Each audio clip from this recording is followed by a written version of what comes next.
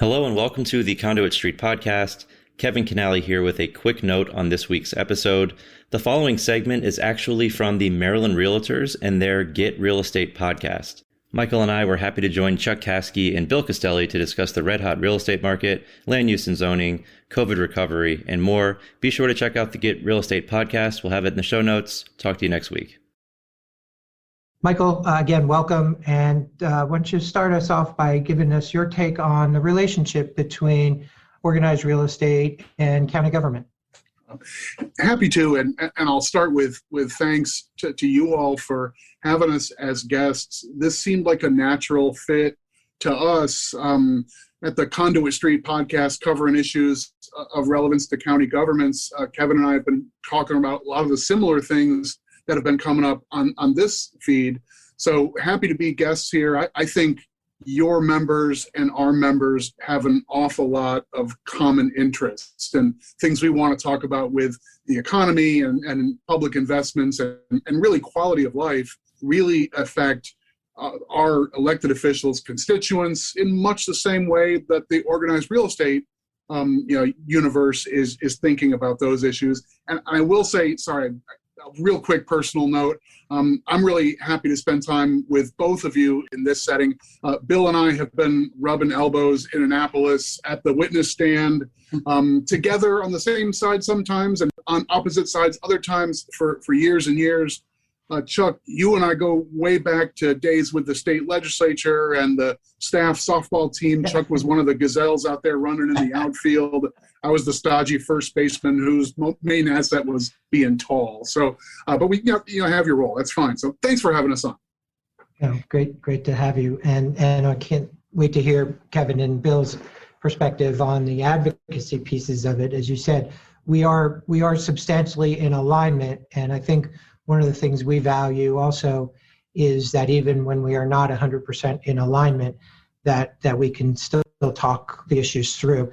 And I'm looking forward, especially to the conversation I think we're going to save to the end about land use, and which is kind of related. And I think I'd like to start off with the market and how that is affecting our members and your members as well, because I think we can agree that the current real estate market is crazy and most likely unsustainable.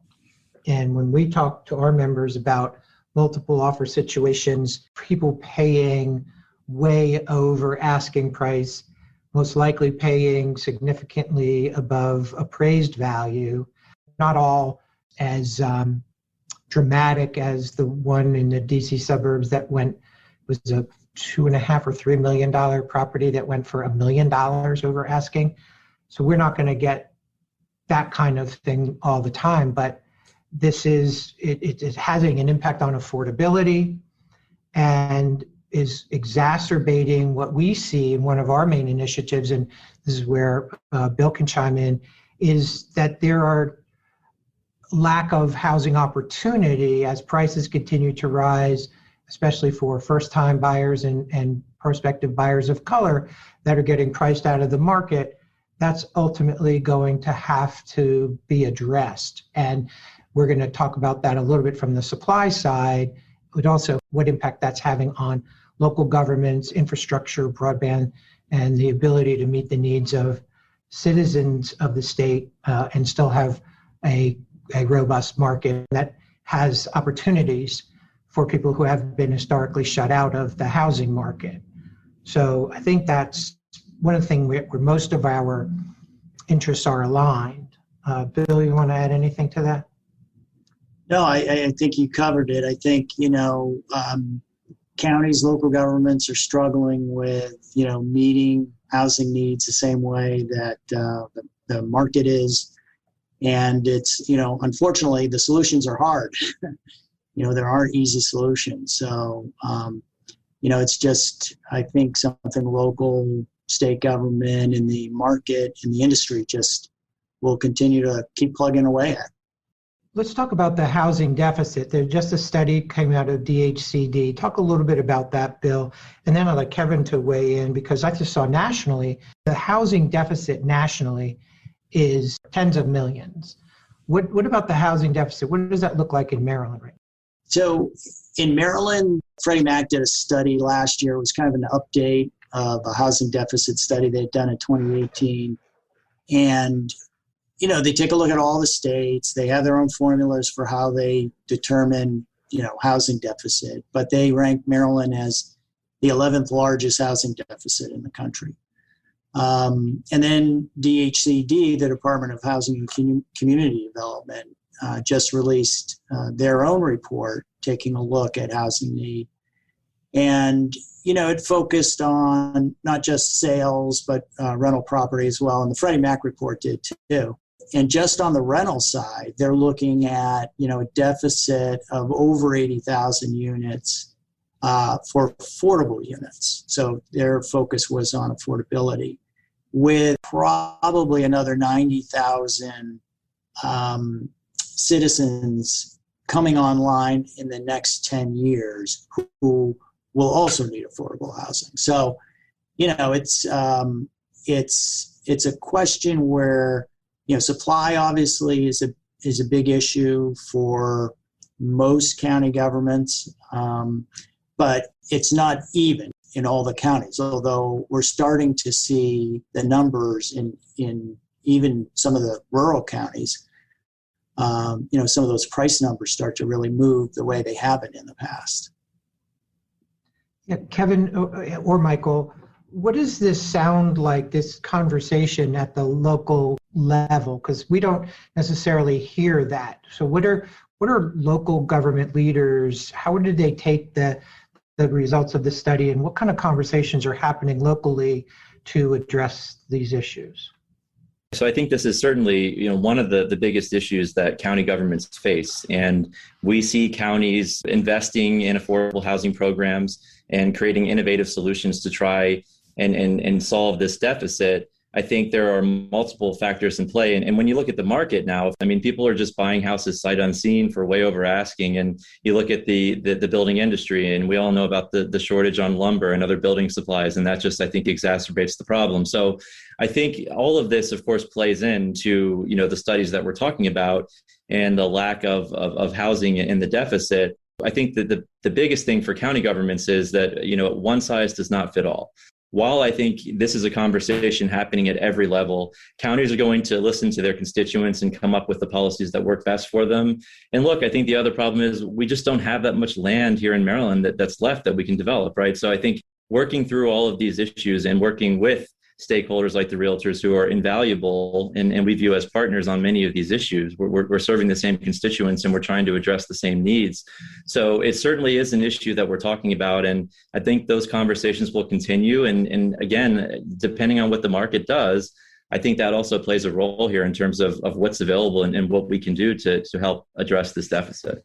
It strikes me that what's lying beneath this is that the state of the Maryland economy is probably as difficult to figure out as it's ever been in anyone's lifetime. That, we've all, your members know better than anyone that the real estate market has ebbs and flows, and they sometimes are tied to changes in interest rates, or they're largely tied to the overall state of the economy. People have more confidence and they're willing to make a commitment to buy a home and all those sort of old tropes. But how do you make sense of a white-hot real estate market in an economy that's as strange as today, with unemployment rates that seem high and probably are higher than they appear on the surface, that the number of businesses and income generators out there who are merely being propped up by government assistance, more or less emergency assistance, is a total unknown? That we're not in a super healthy, super revved up American economy underneath all this. I don't think. We certainly couldn't have high confidence that we are. So that's an unusual circumstance to have, it seems to me, to have have so much activity in real estate and all the things that you described. It's not like everything is moving in unison and we kind of understand where we're just at a peak and it's going to turn into a trough later. I don't know what this is going to turn into, right? I think that's right. And that's why I've kind of adopted the K-shaped recovery model. People, they wanted the Nike swoosh model. Then I saw the square root sign model. And of course, there's the V-shaped and the U-shaped, et cetera. And I kind of really latched onto that K-shaped model for the recovery, which is basically exactly what you said. It's uneven. There will be some industries that will recover quickly and have already. There will be some that take longer to recover, if at all, and then there are some that won't. I mean, we know that we have lost many small businesses, especially, and some larger ones, but especially some smaller businesses, that they are just not coming back. We know that. And so I think that is another complicating factor. And if anybody can figure this out, please let us know, because I believe you're right. There's so many moving parts to this, including labor costs. I mean, we're not going to build our way out. Let's set a baseline here. We pretty much agree, I think, that we're not going to build our way out of this deficit. Can everybody agree on that? No quarrels here. Yeah, I didn't think so. So, and given what Kevin said as well, and those are, I had my Lori Graff from the Home Builders was my guest a couple of weeks ago, and she rightly pointed out, we talk about building materials and the tariffs and the consolidation within the lumber industry, which is something doesn't get a lot of attention, but there's been some of that had pricing pressure, and there's also labor shortages as well. And so this is wrapped up in international trade policy, immigration policy, not just land use policy. So I think we have to really be cognizant of how really complicated this is. But Kevin, something that you said, I'd like you to expand on a little. You talked about creative solutions that are being discussed. Can you give us some examples of kinds of things that you're seeing maybe being looked at or tried even? We have some discussions around here about things like cottage cluster issues and accessory dwelling units, things like that, to maybe free up some capacity. What are the kinds of things specifically are you seeing that maybe are coming down the line? Well, I think first is acknowledging that, you have to do something, right? And everybody, I think, wants to immediately just throw money at the problem. And counties are doing that. They're investing in these programs. They're creating new authorities. They're trying to get the word out to make sure that people understand what's available to them. You talk about accessory dwelling units. I know that was a big topic of conversation recently in Montgomery County. I think everything is on the table, but when it comes to some of the solutions, I think investing in the problems, certainly, but also making sure that the right people are at the table when we're talking about these kind of solutions, because I think that's also been something that's lacking in the past is, we can sit around a table, all of us, and talk about what needs to be done, but we're not inviting all the people that need to be at the table to the table. And I think that's what you're seeing counties doing now, pivoting and make sure that they have everybody at the table to discuss, the solutions to these major problems that we're all facing collectively nationally. My guess would be, Chuck, that what we might be at the beginning, I don't know if this is truly the beginning, but there may be a wave of sort of innovative collaboration on the way. That the old school notion of, I want to do a subdivision and I want to do 46 units, and the planners say, well, that doesn't fit our plan, and you have this sort of arm wrestling that goes on over fairly narrow contours of how that would look. I think in Maryland and probably other places too, we're seeing increasingly the idea of, okay, how do we find a way to scratch one another's backs? We need, 46 units may not get us there, but if it turns out 32 units and we do it in conjunction with another developer and we actually we need another elementary school in the area, so can we work toward that as, either an in-kind or whatever, and let's lay some fiber and cable along the way and make these more attractive landing spots for the kind of people who are moving from the other military base or from wherever. I think that might be the kind of approach that will become more the norm rather than the exception over time. And that probably suits our collective benefit, that If we've got some infrastructure needs that can be part of a vision for piece by piece development, doing even more of that. Okay, we need a road widening and we need a stoplight, but that's going to serve the people who live here too. It's almost like forgive me, this gets a little technical, but like tax increment financing. It's this big high level concept in the sort of corporate community writ large, but those same concepts can work at a much smaller level, even if really all you need is let's widen this road and put up a stoplight instead of a stop sign. You just take off a couple zeros from those dollar amounts, but you can have the same policy conversation about how to make this work for the adjacent community and so forth. I think a lot of that may be the frontier we're getting into. It's exciting, and I want to talk a little bit later about the commercial use, adaptive reuse as it's being known.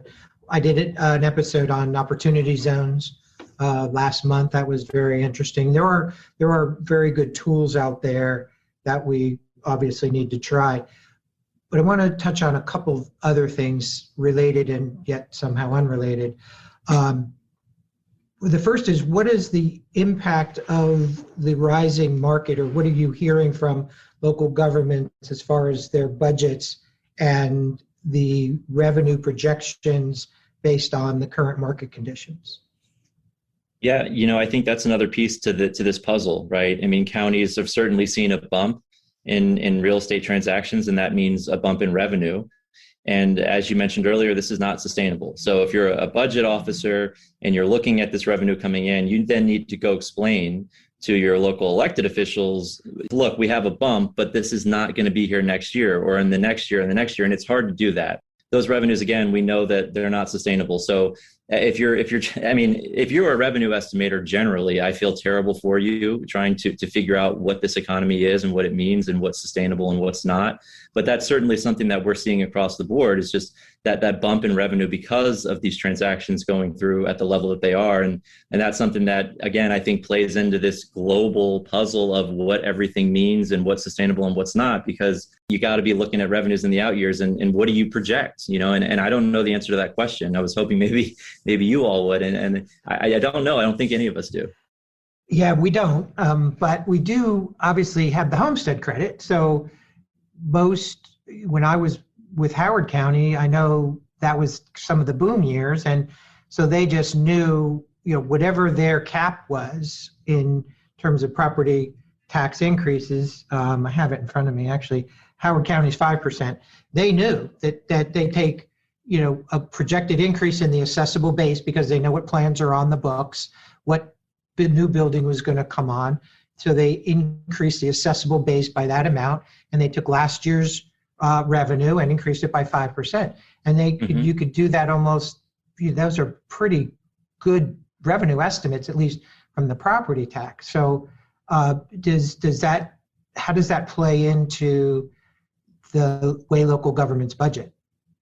Yeah, so I think when you're talking about property tax revenue, absolutely, you have some baseline indicators there. But when you look at recordation taxes, which are probably the biggest bump in terms of where they were last year, those are harder to project. Income tax revenue has been difficult. We saw some really dire figures back in the beginning of the pandemic.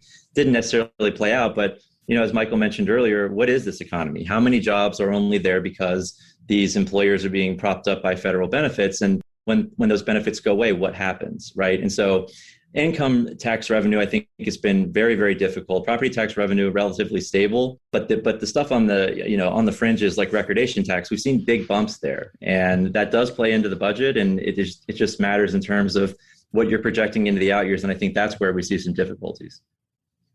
Just to give you an idea, we did a longitudinal study, fiscal years 2010 to 2018, so 9 years worth of basic foregone revenue due to the homestead credit. And in fiscal 2010, it was about 1.5 billion, because we had built in up to that point such significant increases in values that people were running up against the cap year after year after year. By fiscal 2018, which is the last year we did the study, it was down to 213 million. So in 9 years, 1.5 billion to 213 million. So basically, most of the state caught up to the foregone revenue by, as a function of the homestead credit. And we just found that really fascinating. What did you guys make of that? I think that capsule is about right. I mean, you could probably have a 2-hour-long learned conversation about the nature of tax credits like this, which they have an interesting policy goal, right? You want stability and some year-to-year predictability for the homeowner, and it also, to some degree, provides stability for the governments who receive the revenue, and there's some value in that. Don't get too ahead of yourself. So there's some mutual benefit on that front. Having a cache of untapped reserves that is going to be there in tough times, we drew that down. That's the bottom line. So in most parts of the state, we're now back at least really close to year, and there's nothing necessarily wrong with that, but it's an interesting matter of tax policy. You end up with neighbor and neighbor sometimes being taxed differently on virtually identical properties, and that's the downside of this kind of policy, that you depart from true value taxation. But there's a good policy reason to do that. So I guess, we like to say, put a pin in that. That'll be for the subscribers only pod. The people who want the 2.5-hour version will do that. Exactly. So I want to throw some wild cards into the conversation about the real estate market, and that I think some of this does inform, at some point it will, and maybe already I know already has, informed some local government policies. The first is what we think might be the future of interest rates, because obviously, along with a lot of other parts of the economy, real estate is especially interest rate sensitive in a good but potentially bad way. And we're already seeing signs of inflation, raging conversations and disagreements out between economists in terms of what deficits do and what interest rates actually do, and even what is acceptable unemployment rate. And so there's a lot of good literature out there about that. Are you seeing local governments beginning to plan for increased interest rates, which could have a cooling effect on the market? That's the first one. And the second one is completely unrelated, but not, because it goes back to supply and investors coming into real estate, because I think there is some upside to the lack of supply. And I live in Baltimore, and we're seeing a lot of properties that had been vacant for a significant amount of time that needed to be rehabbed, that now it makes economic sense to do that. And so we're just in a 3-block area of my neighborhood, which is Mount Washington in North Baltimore. There's 5 or 6 properties that have been recently renovated or undergoing renovations, because now it makes economic sense for somebody to come in, buy a house for $250,000, put another 150 in it, and still get $600 for it. And so I think that's actually a positive effect of all this. On the other hand, we see venture capitalists coming in and hedge funds coming in and buying these wholesalers, and they're buying properties, because now it's a commoditization of housing, which is relatively new phenomenon. And a lot of these are being converted to rentals, either long-term or even short-term rentals. And this is what I wanted to hit you guys up on. Secondly, is what have you seen? We've seen, obviously, local governments restricting short-term rentals and all of that. So where do you kind of see the evolution of that happening? First interest rates, and then yeah, that's all. Just those two, just small things. Right? Yeah, that's hardly any. I'll take a stab at a piece of that and say, I think most of the universe, public sector and everybody else together, we have an enormous body of data looking at, something like 60, 80 years of economics where we basically just assume that the simple vanilla circumstance is 4%, 4 or 5% unemployment, 4% inflation, stock market will give you 7 or 8%, a T-bill will get you 3%, and that's what a normal American economy looks like. And I don't know the last year in the United States that looked much like that, but it might have been like 2005 so are we in a new era are we going to be at 1.5% inflation forever?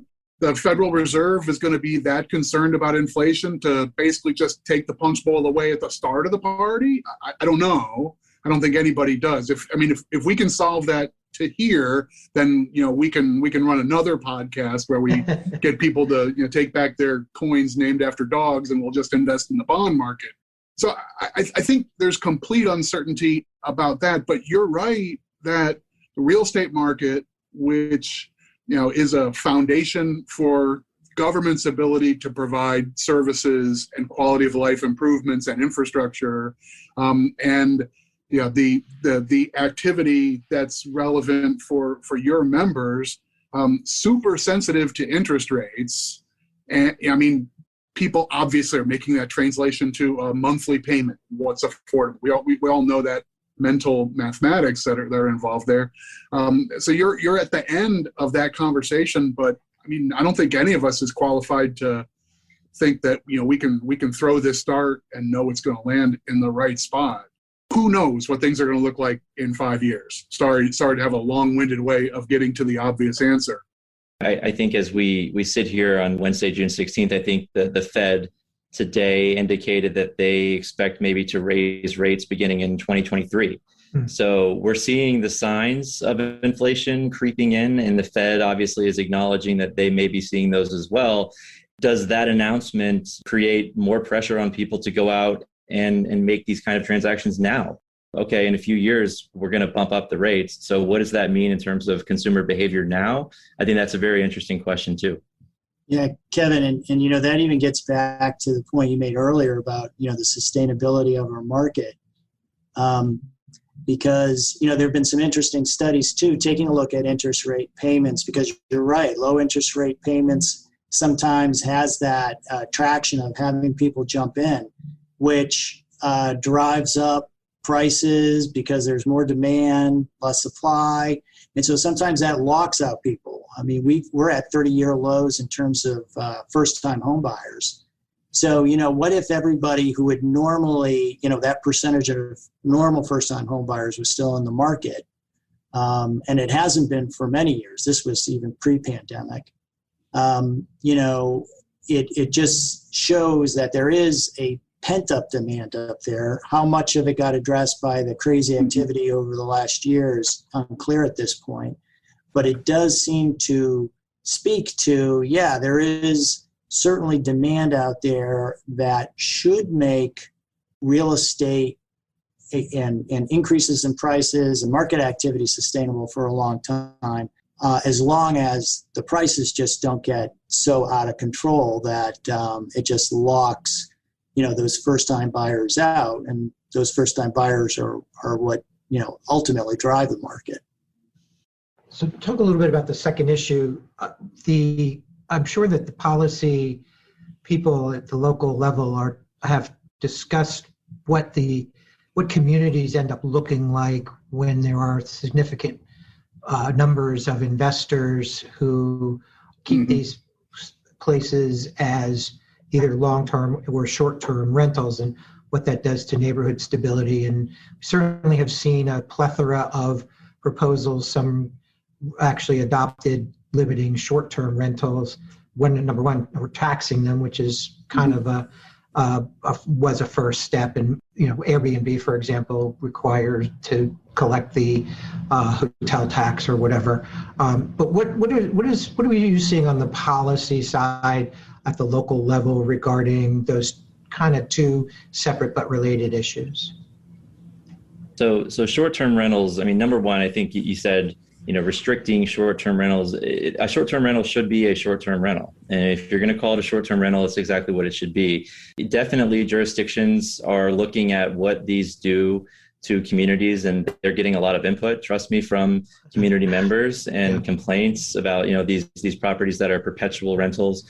But, at the end of the day, I think that there are multiple stakeholders in this nationwide battle with some of these short-term rental folks about, number one, complying with health and safety standards. And then number two, like you said, fair taxation. I mean, if you're a brick and mortar hotel, you pay not only the state hotel tax, but you also pay a local hotel tax, and that's just automatic.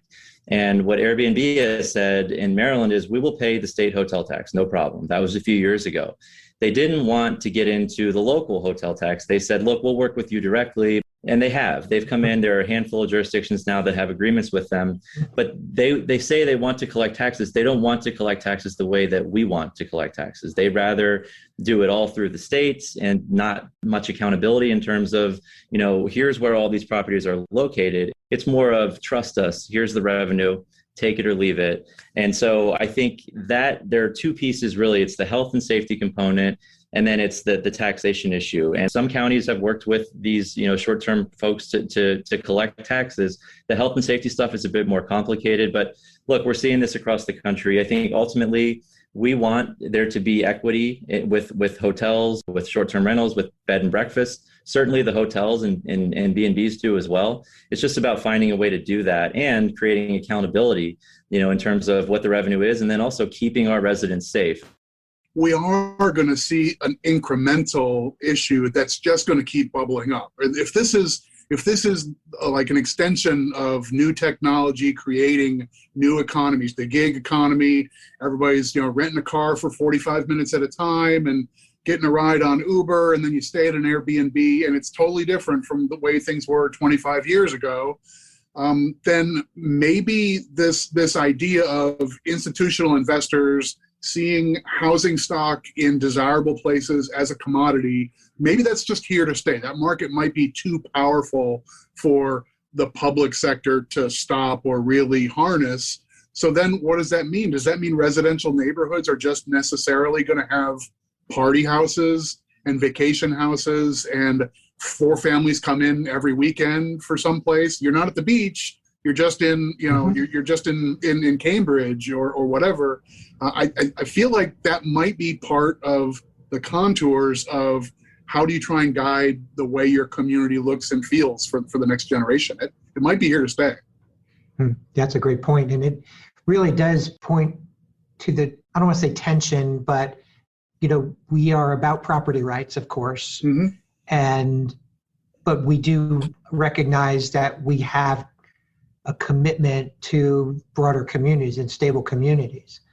And so whether those can coexist, unfettered right to use your property, obviously in a legal way, but also stable communities are at least as important to us as anybody. So I think that's it's something that we're going to have to see how that plays out. But that's a good perspective. Thanks, Michael. Real quick, we want to touch a little bit on commercial and then finish with a little bit of conversation about the relationship between the state and local governments in land use planning.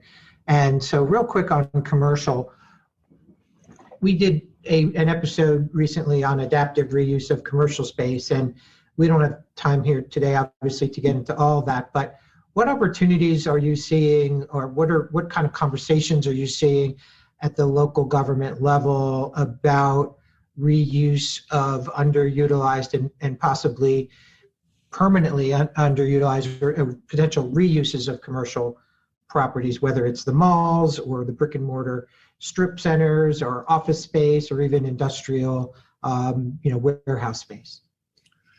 I'll take a stab at that and say I think that conversation is coalescing right now as government leaders are shifting gears a bit from a state of actual emergency to feeling like it's time to start thinking about what's next. I got a chance to go sit before county commissioners at a county meeting yesterday in person at a live meeting for the first time in a year and a half. We're moving back toward normal.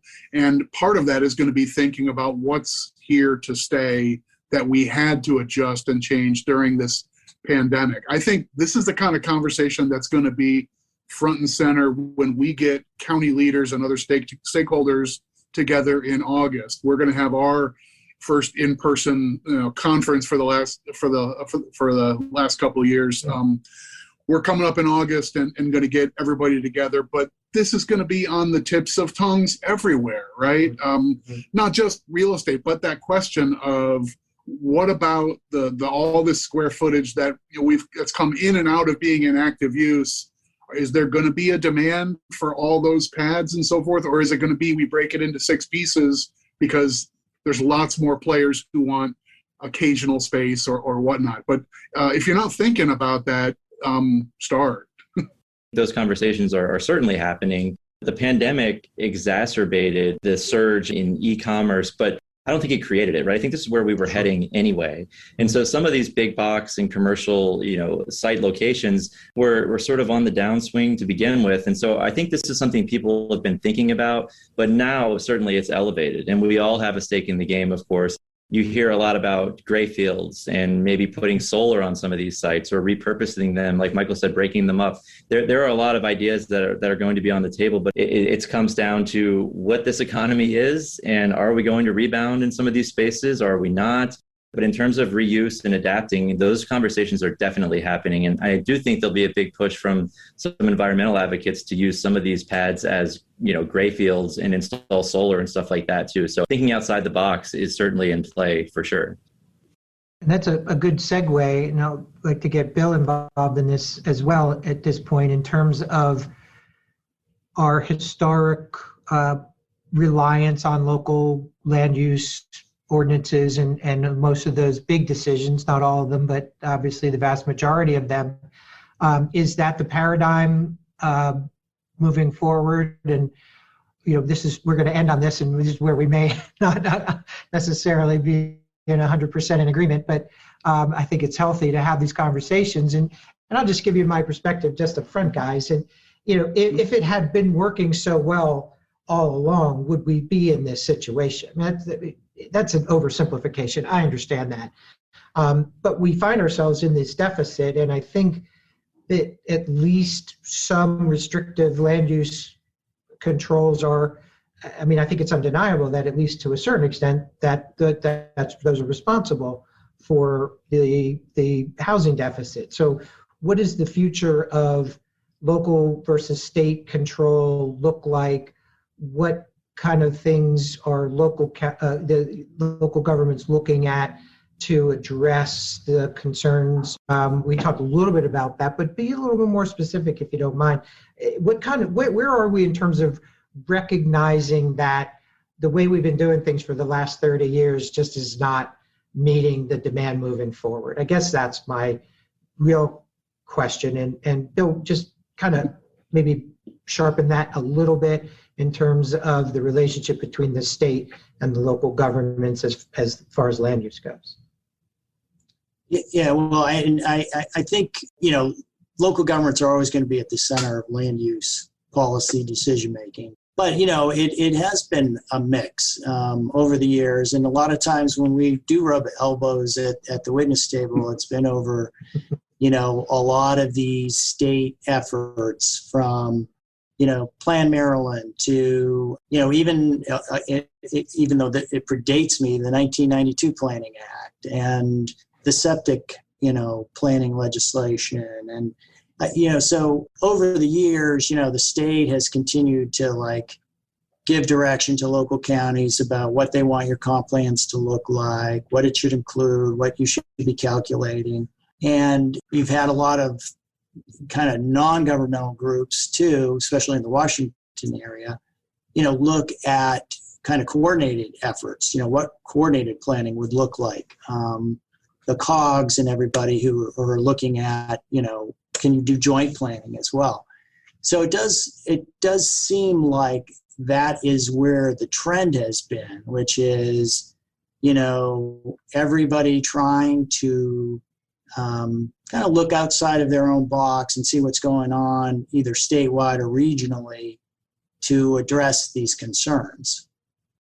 I think that sets up, I mean, this is a pretty fundamental stuff for local governments, that's our beat, and for the real estate industry, that's your beat. So, I mean, this is a really big oval in the middle of our Venn diagram. Yeah. From a policy point of view, I mean, it's pretty natural for elected officials in local government to feel that this stuff is central to why they were elected to their role, right? So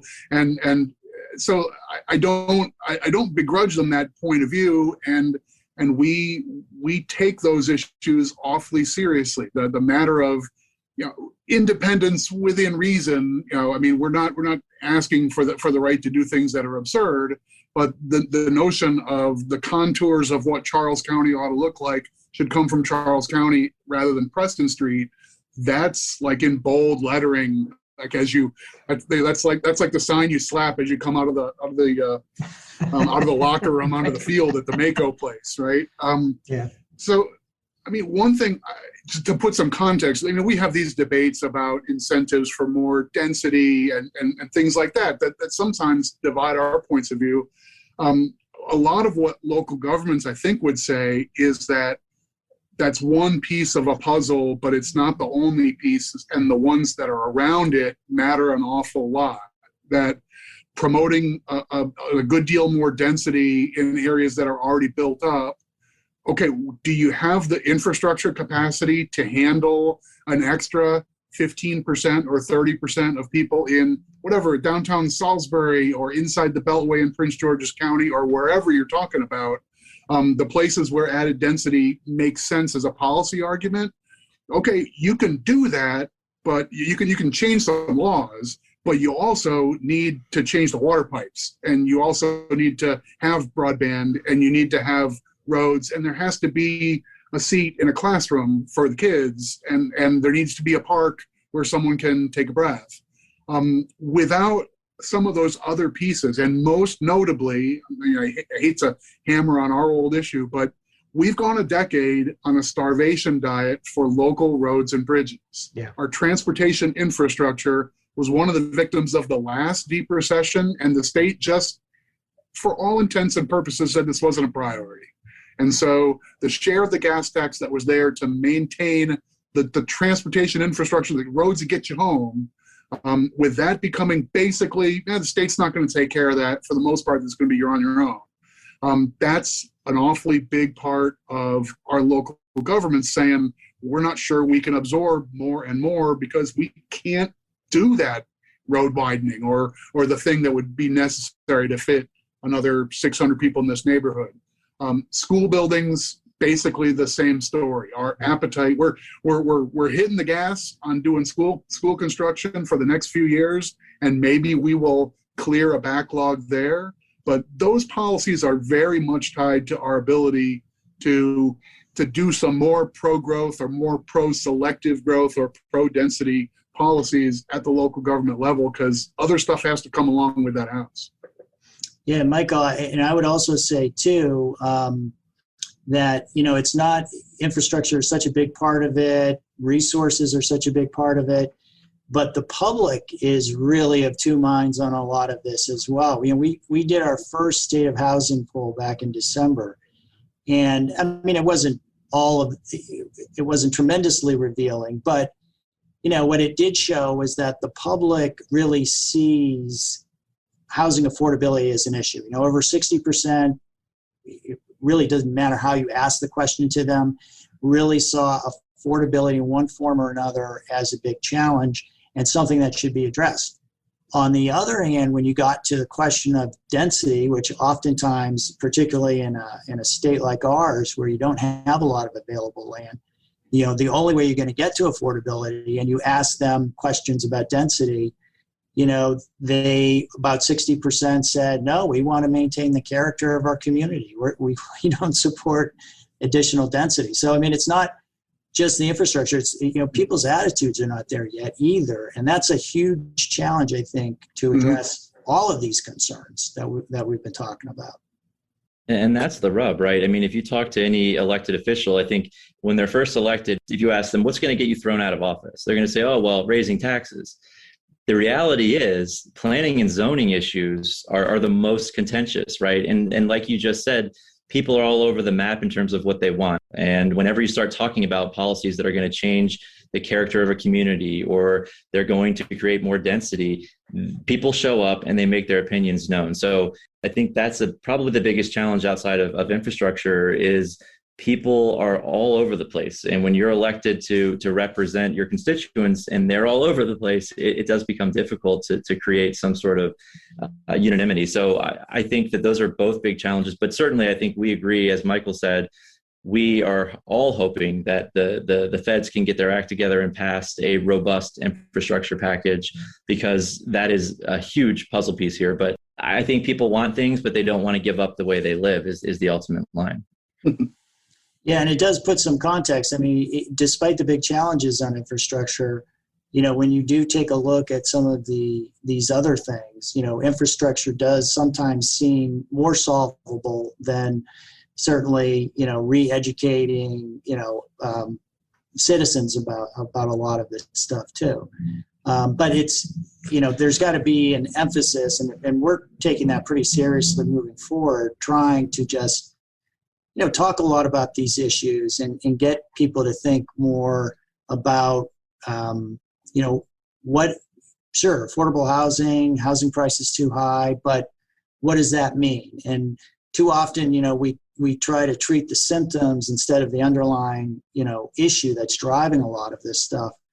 And I think, the more conversations that we have about, supply and demand, I think we will start to solve a lot of the symptoms that, legislators have been legislating to for, a number of years. Everything, we were even talking about this, on some of the tenant legislation, tenant screening reports. Tenant screening is a controversial issue because, there's a lot of tenants applying for the same unit. Landlords can be picky, but it does, I think, speak to the fact that housing supply is such a key thing for both, our industry, for local government, and it's, we're just going to have to keep plugging away at solutions. Well, I think we have to end it there. Any one of those, I think we could have done an entire episode on. So thank you guys for staying focused. I really do appreciate it. Sometimes it's hard, but Michael, Kevin, and Bill, really do appreciate your time. And we're going to have you back for sure. Maybe as we see some things developing in the General Assembly next session, or the one after that, we'll continue this conversation. So thank you guys. We do appreciate the partnership, and likewise, ongoing conversation, well worth our time. And this conversation was enjoyable for me, I think for us. So thanks very much for having us. Yeah, thank you so much. Thanks, Kevin.